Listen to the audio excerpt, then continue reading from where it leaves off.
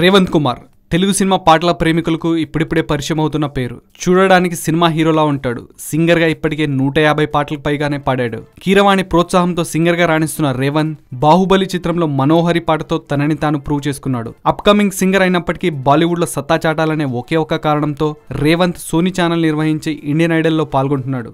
దేశవ్యాప్తంగా ఎంతో మంది టాలెంటెడ్ సింగర్లు పార్టిసిపేట్ చేసే ఇండియన్ ఐడల్ లో సెలెక్ట్ కావడం అంటే మామూలు విషయం కాదు. తన పాటలతో జడ్జీలను మంత్రముగ్ధుల్ని చేస్తూ రేవంత్ మునుముందుకు దూసుకుపోతున్నాడు. ప్రస్తుతం అన్ని స్టేజ్లను దాటుకొని రేవంత్ ఇండియన్ ఐడల్ టాప్ 8లో నిలిచాడు. గతంలో తెలుగు కుర్రాళ్లు కారుణ్య, శ్రీరామచంద్ర ఇండియన్ ఐడల్లో సత్తా చాటిన విషయం తెలిసిందే.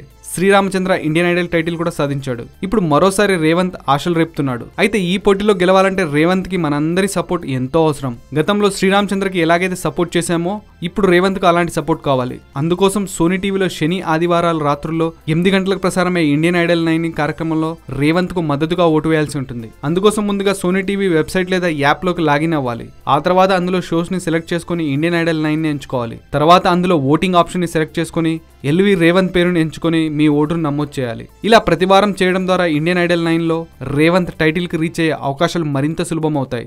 మర్చిపోకండి, ఓట్ ఫర్ రేవంత్.